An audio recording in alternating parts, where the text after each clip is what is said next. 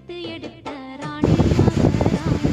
நல்ல தவம் இருந்து பெத்து எடுத்த ராணி மகாராணி. இந்த குணவதிய கண்டுபிடிச்ச ராசா மகராசா.